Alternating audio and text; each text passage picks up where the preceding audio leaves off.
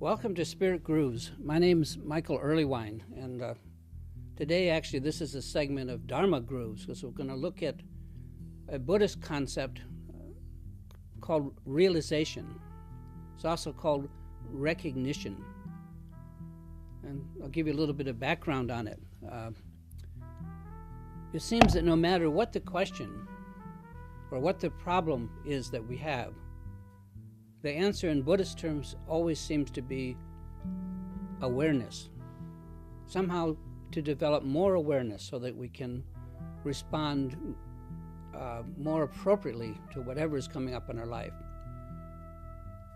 And it's no wonder that the word Buddha in Sanskrit means awareness, because the Buddha was all about awareness.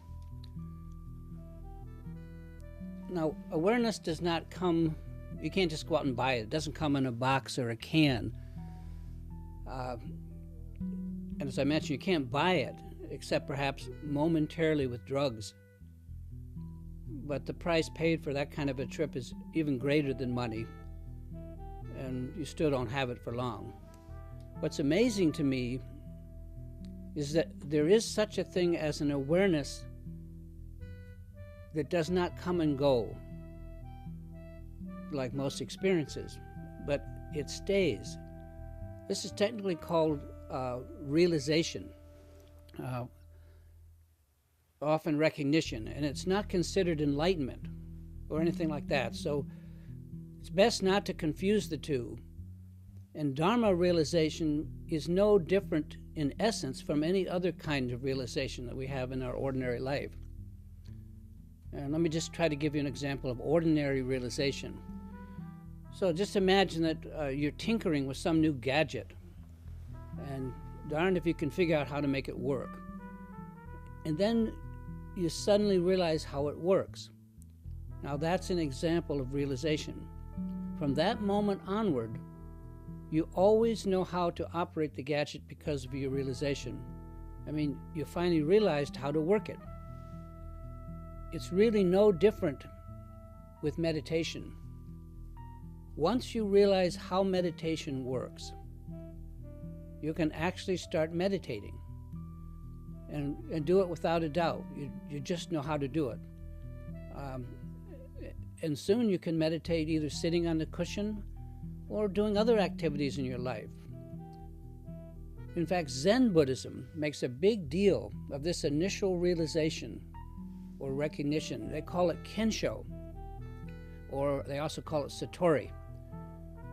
And they differentiate Kensho from enlightenment. Remember, most of us who are meditating think that we're meditating to become enlightened. And the Tibetans call the same realization recognition. And recognition is the result of what is called, in the Buddhist teaching, the pointing out instructions. And it's your teacher or your Lama that points out, and in this case, they point out the true nature of the mind itself. Now, it's common for people like ourselves, or for beginners, to have only heard about enlightenment, and then trying to go for enlightened, or to trying to become enlightened. But in reality, this is a two-step process, and that's what I'm going to talk about. First, there's the recognition, what we call realization. Then there's the meditation. And it's the recognition that opens up the path to enlightenment.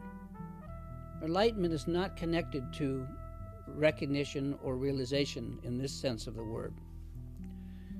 For instance, you can't ride a bike without knowing how to do that. But once you realize how to ride a bike, you can ride to wherever you want to go.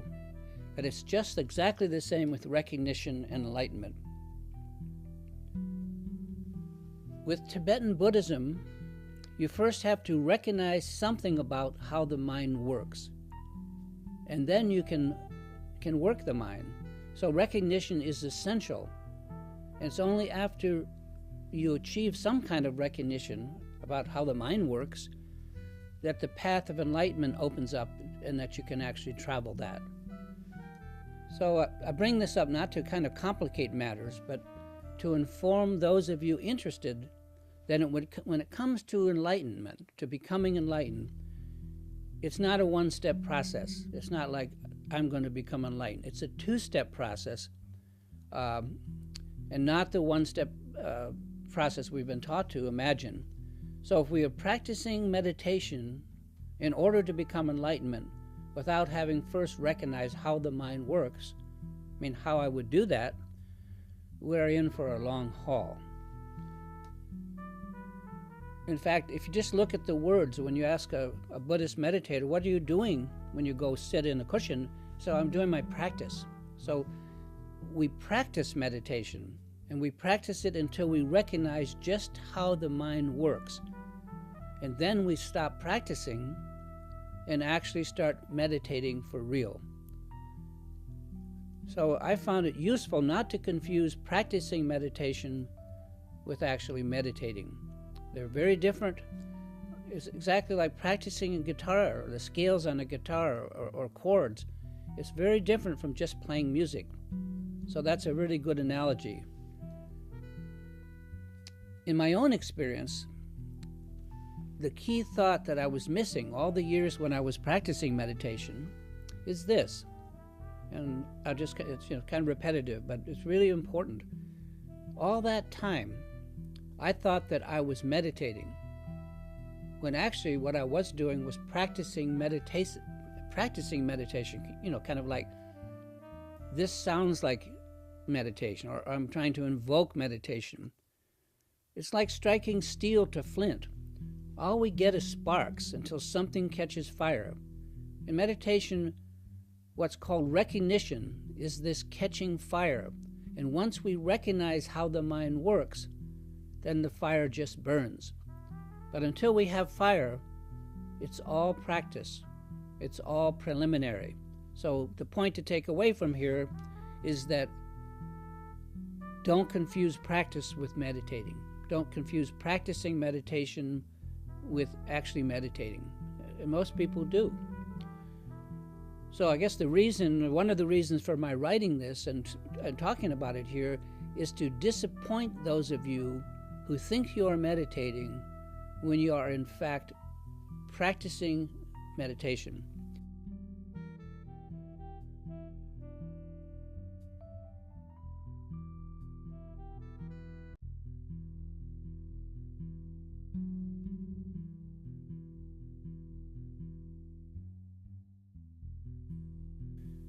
So I guess one of the reasons for my writing this and talking about it here is to disappoint those of you who think you are meditating when you are in fact practicing meditation. And then further to gently suggest that until we are enlightened, we could have no idea of what enlightenment is like. I mean, I'll give you another analogy that I think is really a good one. It's not like practicing music, where we can put on a CD and hear the music that we want to learn to play. We can hear what music sounds like. With enlightenment, there is no CD or DVD or anything else that we can play to get an idea of what enlightenment is, which is the goal of our meditation ultimately. So we don't have any idea what enlightenment actually is like.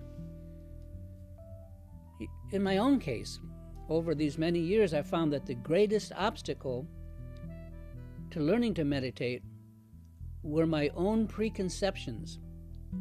My preconceptions about what meditation was supposed to result in. I.e., I thought if I sat down and meditated, I would have some kind of enlightenment experience. I would get a little bit enlightened, or have glimpses of enlightenment. Yet, I have to tell you that I had zero accurate idea of what such enlightenment might be. Although, of course, when I meditated, I compared any experience that I might have while practicing meditation against my expectations, against what I imagined a good result for my sitting that day was supposed to be. And I was almost always disappointed. So I don't think that was very helpful, that I had that misconception. And the fact was that I had never first recognized how the mind works. Much less had I learned how to work the mind toward true enlightenment by actually meditating. And just to repeat my own expectations, my own idea that I'd built up from books, from listening to teachers, from talking to other students, my idea of enlightenment, which if I really examined it, should be clear to me. I knew nothing about it because I had never experienced enlightenment. But my expectations were the greatest obstacle to realizing anything and to making any kind of progress. So what's my point?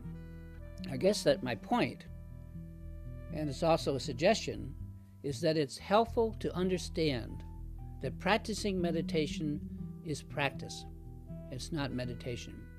Further, it's very useful to investigate yourself and admit that you have little to no idea what enlightenment feels like, sounds like, looks like, or actually is, and that you are just sitting on the cushion. You're practicing like treading water until you get the hang of it, like until the real thing comes along. The real thing being you actually slip into meditation. You're actually meditating. Most of the time we're practicing, we're imitating what we think we should be doing, but we have no idea when we get there, when we actually have a more enlightening experience, or, as I keep pointing out, what meditation really is. And anyway, getting the hang of it, learning to actually meditate, can take a long time indeed. And that's why we have Dharma teachers, and hopefully a teacher, if we can find a teacher that's tailored to us, to our needs, that's one who can actually point out to us the true nature of the mind and how it works. That's really good. And even if we can't find someone like that yet, we need to find someone that can show us how to meditate properly. Once we have achieved some recognition and realize even a little bit how the mind works, we instinctively know at that point, the moment we have realization, just what to do. And at that point, in a very real sense, our teacher's job is done. It's finished. This is what the pointing out instructions in Buddhism are all about. And I bring this up, kind of hopefully, only to dissuade you from practicing endlessly, thinking that you're meditating when in reality you really don't know how, and you don't even know that you don't know. So knowing we don't know is a good first step to actually knowing. If we think we know and we don't know, it makes it very difficult to ever know. And here's a little poem that I wrote just about sitting in meditation. It's called Resting. Sitting quietly, properly, with tongue to teeth, my body invites the mind to be at ease.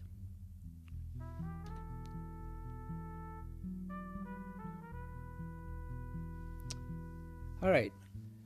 My name is Michael Erlewine, and this is Dharma Grooves, or Spirit Grooves. And we're going to talk today about having spiritual experiences. And I have a subtitle to this that just my own sense of humor, all dressed up and nowhere to go. Now, in a previous segment, I mentioned something about realization. And today I want to look at its younger brother, which is we'll call spiritual experiences, having them. We all have experiences, and we all have our version of spiritual experiences. The big difference between having experiences and realization is that experiences come and go, just like the tides come in and out in the ocean. But realization happens just once. When you get it, you got it. And realization stays with you. because it's not an experience, but simply a realization. And I should point out that realizations don't go away. They're a lot like those, if you've ever seen them, those figure ground paintings. We used to see more of them years ago. I don't know what happened to them. But it's where you have a picture that's embedded in another picture. It's hidden. And you have to look and look until you see the embedded image. However, once you see that hidden image, you can always see it again whenever you look at the painting. Realization is just like that. Very, very practical. You realize it once and you've got it. It's not something that goes away.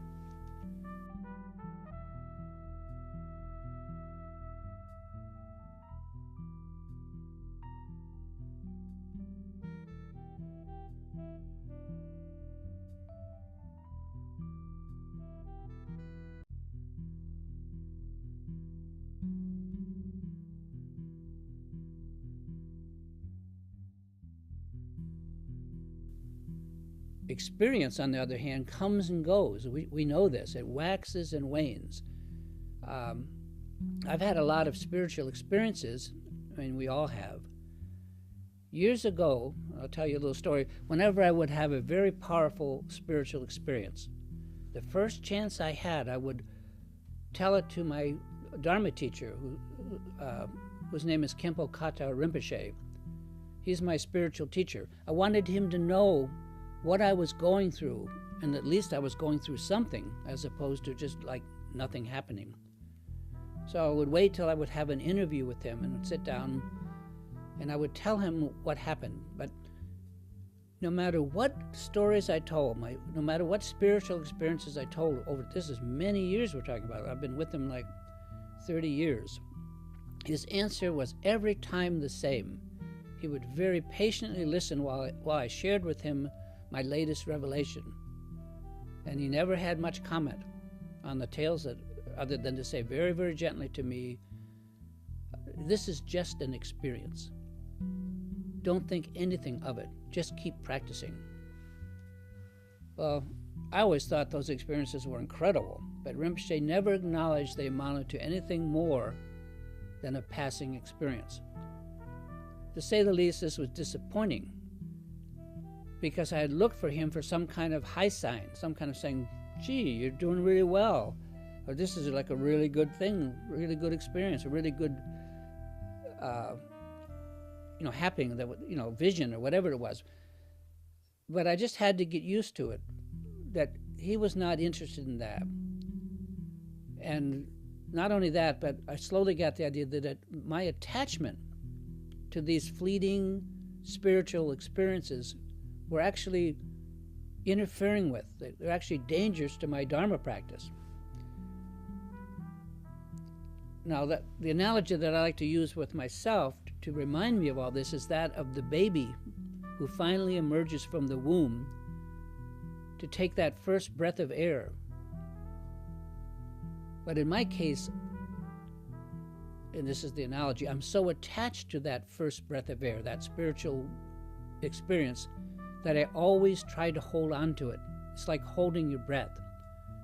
So it's the same with the just-born baby who refuses or is unable to breathe. What does the doctor do? The doctor smacks his bottom to get him crying and to help him start breathing in a regular manner. So with me, spiritual experiences are just like that. I always try to hang on to them.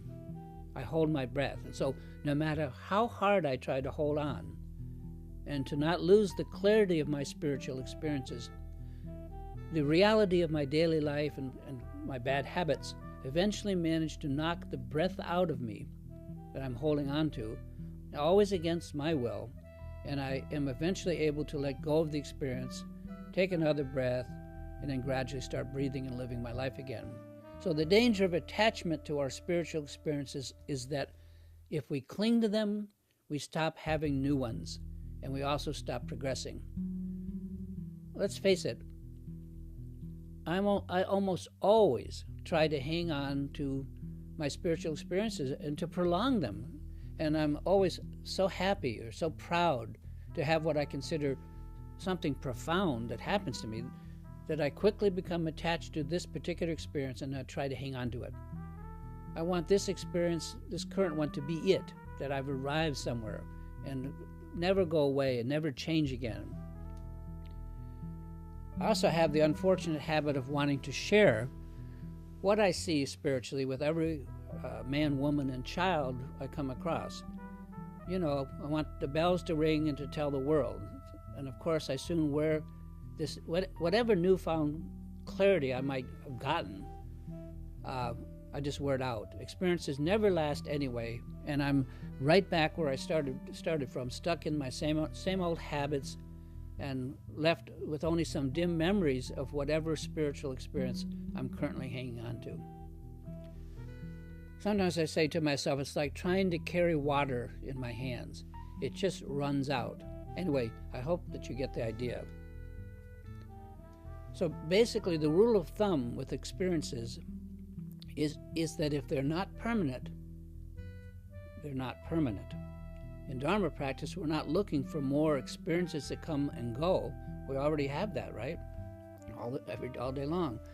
But we're looking for something that comes and stays and never goes away. We're looking for what's called realization, which provides the means to accomplish enlightenment. That's what's called the Dharma. So, in other words, no matter how powerful, how wonderful, and glorious my latest spiritual experience might be, if I wake up the next day, or the next week, or the next month, and I no longer have it, I mean, if it went away, then it's just a passing glance at anything enlightening. It's just another experience that I can't seem to hold on to, and it slips through my fingers, and I eventually come down from it. I mean, with spiritual experiences, what goes up comes down. If you go up, feel high, or have great clarity, you're just going to lose it. So that's not what we want. And I would be remiss if I did not at least touch upon my own bad habits when it comes to these experiences. When I get a little puff of a spiritual high, and I don't mean smoking stuff, but when I get a little bit of clarity, I never know what to do with it. Yet, I always somehow do the wrong thing. And this is just another way to tell you that experiences like these don't last. In one way or another, we're going to fritter them away. At least that's what I do.